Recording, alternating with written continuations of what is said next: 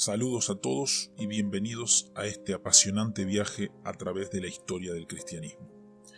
Es un verdadero honor iniciar este recorrido en el que exploraremos los momentos cruciales, las figuras destacadas y las transformaciones que han marcado esta fe a lo largo de los siglos. Estoy encantado de tenerlos a bordo mientras nos sumergimos en esta fascinante travesía de conocimiento y reflexión. Sin más preámbulos, comencemos nuestro viaje en la historia del cristianismo. Jerónimo Savonarola. Estos señorones, como si no supieran que son tan humanos como los demás, quieren que todos los honren y bendigan, pero el verdadero predicador no puede adularlos, sino que tiene que atacar sus vicios. Luego, no pueden soportarlo, porque no se comporta con ellos como lo hacen los demás. Esto lo dijo Jerónimo Savonarola. Hacia fines de la primavera de 1490, un fraile dominico de 37 años de edad se presentó a pie ante las puertas de Florencia. Su nombre era Jerónimo Savonarola, natural de Ferrara, donde lo había educado su abuelo paterno, un médico distinguido, tanto por su ciencia como por su devoción y su rectitud moral. De este abuelo, Savonarola había recibido principios que nunca lo abandonarían y que lo llevaron, cuando era todavía joven, a unirse a la orden de los predicadores de Santo Domingo. Pronto el fraile dominico se distinguió por su dedicación al estudio y a la santidad, y por ello la orden le confió responsabilidades cada vez más importantes. Años antes había residido por primera vez en Florencia, donde se le admiró por su erudición bíblica, aunque no por sus sermones, cuya vehemencia y acento ferrerense no sonaban bien en los oídos renacentistas de los florentinos. Después había sido maestro de estudios en el convento dominico de Bolonia. Ahora regresaba a Florencia a petición del amo de la ciudad, Lorenzo de Médicis.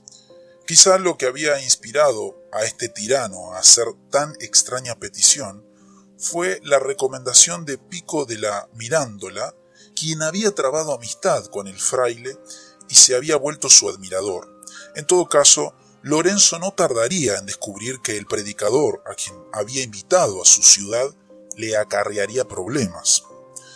Al principio, Savonarola se limitó a exponer las escrituras a los frailes del convento dominico de San Marcos, pero pronto su fama se extendió y un gran número de personas de fuera del convento comenzó a acudir a sus conferencias. En consecuencia, éstas se trasladaron del jardín donde hasta entonces había tenido lugar a la iglesia del convento. Durante casi medio año, el elocuente fraile expuso el libro de Apocalipsis. Aunque al comienzo se trataba de conferencias, pronto se convirtieron en sermones. En ellos, Savonarola atacaba la corrupción de la iglesia y profetizaba que, antes de ser restaurada, la iglesia tendría que pasar por una gran tribulación. Además, al tiempo que comentaba sobre el Apocalipsis, atacaba a los poderosos, cuyo lujo y avaricia eran una contradicción de la fe cristiana. Su popularidad creció rápidamente y en Cuaresma de 1491 se le invitó a predicar en Santa María de las Flores, la iglesia más importante de la ciudad. Allí se vio claramente que su prédica no era del agrado de los poderosos. Lorenzo de Médici trató de hacerlo callar, pero el fraile le respondió que no podía callar la palabra de Dios. Sus ataques, al mismo tiempo que iban dirigidos contra la corrupción que reinaba en todos los niveles sociales, no dejaban de referirse a los impuestos onerosos que Lorenzo exigía y con los cuales sustentaba la pompa de su casa y sus favoritos. Lorenzo trató de robarle su audiencia incitando a otro predicador a atacar a Savonarola desde el púlpito, pero este último resultó ser más popular que su contrincante y a la postre el malhadado rival se fue a Roma para desde allí tramar la ruina del dominico. A los pocos meses, Savonarola fue electo prior de San Marcos. Cuando algunos de los frailes le señalaron que era costumbre que cada nuevo prior le hiciera a Lorenzo una visita de cortesía para agradecerle su buena voluntad para con la casa, Fray Jerónimo sencillamente contestó que su elección se debía a Dios y no a Lorenzo, y que por tanto tenía que retirarse a darle gracias a Dios y a ponerse bajo sus órdenes. Poco después hizo vender todas las propiedades del convento y darles el dinero a los pobres. La vida de los frailes se volvió un ejemplo proverbial de santidad y servicio, y otras casas cercanas le pidieron al ilustre prior de San Marcos que dirigiera en ellas reformas semejantes a las que había instaurado en el convento florentino. En cuanto a Lorenzo, en su lecho de muerte mandó buscar al santo fraile, de quien pidió y obtuvo la absolución de todos sus pecados. Piero de Medici había sucedido a Lorenzo y había resultado ser peor tirano que el anterior, cuando comenzaron a llegar rumores de que el rey de Francia, Carlos VIII, se preparaba a invadir Italia con el propósito de conquistar el reino de Nápoles, cuya corona reclamaba. Florencia tembló ante el avance de las tropas francesas que Savonarola había predicho 2 años antes. Piero se mostró incapaz de organizar la defensa de la ciudad y trató de comprar el favor del rey entregándole, literalmente, villas y castillos. Airados, los florentinos enviaron una embajada ante Carlos VIII, encabezada por Fray Jerónimo. Este se presentó ante el rey, lo llamó instrumento de la justicia de Dios, le dio la bienvenida en nombre de los florentinos, le declaró que él había profetizado su venida años antes y lo amenazó, profetizándole grandes males si no se comportaba debidamente con los florentinos. Mientras tanto, estos aprovechaban las circunstancias para echar de su ciudad a Piero y con él el yugo de los Medici. Poco después, el rey entró triunfante en Florencia. Cuando trató de imponerles condiciones insoportables a cambio de no saquear la ciudad, los florentinos acudieron una vez más a su predicador, quien se enfrentó al rey y logró de él condiciones mucho más favorables. A los pocos días, tras haber establecido una alianza con Florencia, el francés partió con sus tropas. La ciudad quedaba acéfala. Pocos deseaban el regreso de los Medici. Muchos esperaban aprovecharse de las circunstancias para dar rienda suelta a los odios que se habían acumulado en las últimas semanas de incertidumbre. Por tanto, Savonarola se vio colocado, casi sin quererlo, en la posición de señalar el rumbo que debía seguirse. Gracias a él se estableció un gobierno republicano y se evitó el derramamiento de sangre. Hasta los amigos de los Medici fueron perdonados gracias a la intervención del fogoso predicador. Prácticamente dueño de la ciudad, Savonarola utilizó el púlpito para proponer las reformas que le parecían necesarias. Insistió en que se abriera de nuevo el comercio, que había quedado interrumpido durante la invasión francesa, diciendo que era necesario darles empleo a los pobres que habían perdido sus escasos ingresos. En cuanto a aquellos para quienes estas medidas no bastaran, debía alimentárseles derritiendo y vendiendo el oro y la plata de las iglesias. Su interés por los pobres pronto le acarrió la mala voluntad de buena parte de la aristocracia. Lo mismo sucedió con muchos clérigos a quienes la propuesta de la reforma eclesiástica tocaba demasiado de cerca. Pero Savonarola contaba con casi la totalidad del pueblo y no hubiera tenido mayores problemas de no haber sido por razones de política internacional. La campaña de Carlos VIII en Italia había sido facilísima. Pronto el Papa, a la sazón el tristemente famoso Alejandro VI, varios estados italianos y los monarcas de España y Alemania se unieron en una santa alianza contra el rey de Francia. La ciudad de Florencia, gracias a Savonarola, permanecía firme en lo acordado con el francés. Sus aliados le encargaron a Alejandro VI la tarea de doblegar al inflexible monje. El escenario estaba listo para la gran tragedia que a la postre tendría lugar en Florencia. En el entretanto, el movimiento reformador llegó a su apogeo en Florencia. Aunque se ha dicho que Savonarola era un monje oscurantista, la verdad es todo lo contrario. El fraile dominico se oponía a las letras renacentistas como excusa para toda clase de excesos morales y un retorno al paganismo, pero su actitud hacia el estudio mismo fue siempre positiva. Su sueño era que San Marcos se convirtiera en un centro misionero, y por ello en ese convento se estudiaban, además del latín y del griego, el hebreo, el árabe y el caldeo. Por otra parte, Savonarola sí se mostró enemigo decidido del lujo y la ostentación. Esto se puso de manifiesto en sus repetidos ataques desde el púlpito contra las joyas y las sedas, así como contra los vestidos demasiado llamativos de algunas mujeres. El resultado fue la quema de vanidades que se dio repetidamente mientras el fraile dominico tuvo el apoyo de los florentinos. En el centro de la plaza principal de la ciudad se construía una gran pirámide escalonada de madera, bajo la cual se colocaba paja, leña y pólvora. Después la gente traía vanidades, trajes, pelucas, joyas, etc., colocándolas sobre los escalones de la pirámide, a la que por último se le prendía fuego.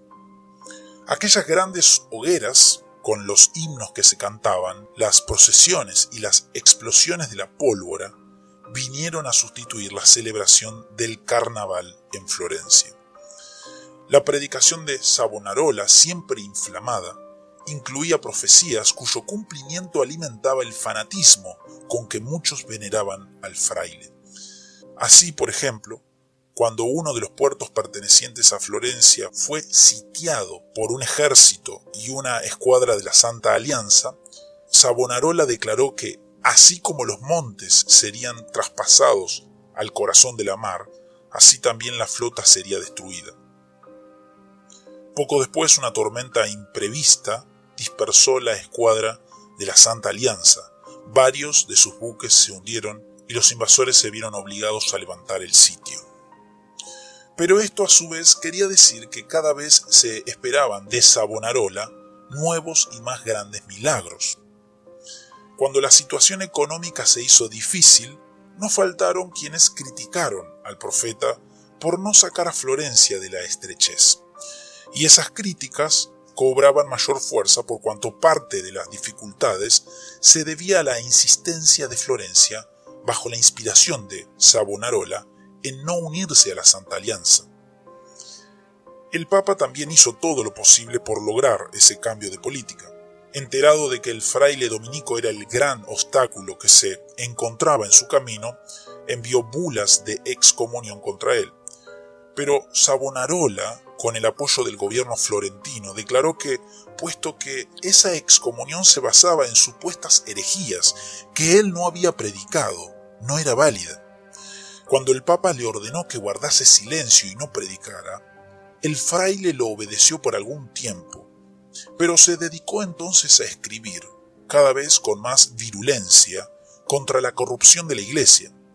Por primera vez la imprenta se volvió instrumento de propaganda religiosa, pues los escritos de Savonarola eran leídos ávidamente tanto en Florencia como fuera de ella. Cuando, tratando de comprar su silencio, Alejandro VI le ofreció el capelo cardenalicio, Savonarola le contestó: «No quiero más sombrero que uno rojo, un sombrero de sangre». El Papa pasó entonces a medidas más extremas. Amenazó a toda la ciudad con colocarla en entredicho y encarcelar a todos los mercaderes florentinos que había en Roma y en las demás ciudades de la Alianza. Además, en virtud del entredicho, confiscaría todos los bienes florentinos que cayeran en su poder. Esto era una amenaza de ruina económica para toda la ciudad, y Savonarola pronto perdió el apoyo que tenía entre los aristócratas y los burgueses. Solo le quedaban entonces sus propios frailes, unos pocos amigos entre las gentes adineradas y el pueblo bajo. pero este último se encontraba en angustiosa situación, pues el hambre iba en aumento y cada vez se pedía con más insistencia que el profeta hiciera un milagro.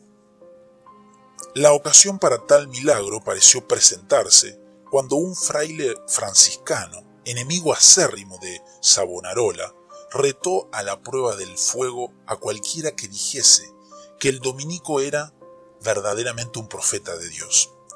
Sin consultar con Fray Jerónimo, otro dominico aceptó el reto.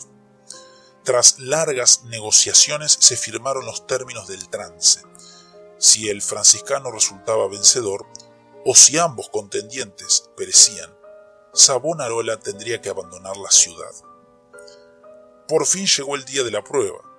En medio de la plaza se construyó una gran plataforma rectangular cubierta de tierra para que no se quemara, y sobre ella, dejando un estrecho pasillo, se prepararon dos largas piras paralelas. Lo convenido era que los dos contendientes entraran simultáneamente al fuego, cada uno por un extremo del pasillo. El que saliera por el otro extremo resultaría vencedor. Savonarola, que nunca estuvo de acuerdo con el experimento, pues decía que era tentar a Dios, por fin accedió a estar presente. Los más exaltados de entre sus seguidores estaban seguros de que allí ocurriría un gran milagro y quedaría demostrado de una vez por todas que Fray Jerónimo era profeta del Altísimo. Sin embargo, llegó el momento. El franciscano no apareció. Sus compañeros de orden pusieron 1000 trabas y excusas, y una a una todas fueron eliminadas. Pero todavía el retador no aparecía. En todas estas idas y venidas, el cielo se iba oscureciendo, y por fin cayó un aguacero tal que, aunque los contendientes lo hubieran querido, hubiera sido imposible prender el fuego. Unos pocos de los presentes dijeron que se trataba de un milagro, pues Fray Jerónimo siempre se había opuesto a la prueba. Pero quienes habían acudido prontos a presenciar un portento se sintieron defraudados. Esa noche los espíritus estaban exaltados. Pronto corrió la voz de que, puesto que nadie había ganado la prueba, Savonarola había perdido, según lo acordado. Los poderosos de la ciudad, que temían por su comercio, se unieron a los eclesiásticos a quienes Savonarola había ofendido y promovieron un gran desorden. Finalmente la turba se dirigió hacia San Marcos y exigió que se le entregara a Savonarola. Mientras el fraile oraba, algunos de sus más fieles seguidores tomaron las armas en defensa suya. Pero a la postre el profeta se entregó a quienes exigían su encarcelamiento. Al ver al antes poderoso predicador maniatado, muchos se burlaron de él, escupiéndole y gritándole improperios. Cuando se reunió el consejo de la ciudad para tratar el caso de Savonarola, sus amigos se presentaron e inmediatamente se eligió a otros para sustituirlos. Quedaba así garantizado que el acusado no tendría quien lo defendiera. Pero todavía era necesario hallar de qué acusarlo. Por varios días se le aplicó la tortura y lo único que lograron arrancarle, cuando estaba tan quebrantado que ni siquiera podía llevarse la comida a la boca, fue que no era en realidad profeta, sino que sus profecías eran invención suya. Y aún esto lo negó tan pronto como la tortura amainó. 3 juicios se le hicieron, 2 de ellos por parte de las autoridades florentinas y el tercero por los legados del Papa. Este al principio había querido que los florentinos le entregaran al prisionero para disponer de él a su modo, pero los florentinos se negaron a hacerlo, no por salvar a su profeta, sino por temor a los secretos que éste pudiera revelarle a Alejandro VI. Por fin el Papa accedió a enviar sus legados para que juzgaran el caso en la misma Florencia, aunque antes de partir les ordenó que lo condenaran. En los 3 juicios, Savonarola fue torturado sin misericordia. Los legados del Papa no lograron que confesara más que el haber tenido la intención de apelar a un concilio universal. Por fin, sin obtener la confesión deseada, lo condenaron por hereje y cismático aunque nunca declararon en qué consistía su herejía. Poco antes habían sido condenados en semejantes circunstancias dos de sus más allegados colaboradores.